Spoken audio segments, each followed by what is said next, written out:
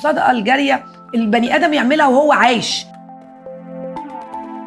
فانا النهارده انت تقدر تعمل وقف ان انا النهارده الوحده التجاريه دي او الشقه دي وقف خيري، ايجارها ورعاها لمصر الخير مدى الحياه. احنا رايحين المكتب الرئيسي بتاع مؤسسه مصر الخير. اولا بجد عايزه اشكرك واشكر اتقان واشكر فكرتك، لانه دخول مؤسسه مصر الخير منطقه الريل ستيت، شركات الاستثمار العقاري، ده كان بالنسبه لنا يعني حلم كده، وانت مش دخلتنا بس، انت فتحت الباب على مصراعيه. مصر الخير الحمد لله احنا بنشتغل تكافؤ، تعليم من اول الحضانه لغايه الجامعات. ممكن واحد يبقى من قريه اكس، كلنا اغلبنا مش من القاهره، تعالى فيد القريه بتاعتك وتعالى قول لي انا انزل اعمل لك رصد احتياجات كامل. انا مش شاغلين بالنا بفكره الاعلان بتاع رمضان اللي لا مش اعلان رمضان بس، احنا طول السنه. انا عشان كده بقول احنا بقيه السنه نشتغل، احنا كده الشركات موجوده وبتشتغل وهيستفيد تسويقيا وهيستفيد، وانت هتستفيد عند مع ربنا ربنا سبحانه وتعالى.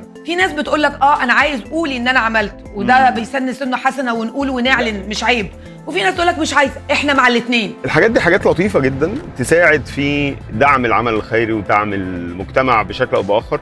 مرحله ما متقدمه ممكن يبقى كل شركه من الشركات دي نحثها على انها يبقى عندها CSR ديبارتمنت، زي ما في جزء كونسلتنج سيرفيس بنقدمه للكوميرشال سايد في الشركات الريل استيت، ان احنا نقدم نفس السيرفيس لبناء CSR ديبارتمنت في شركات الريل استيت.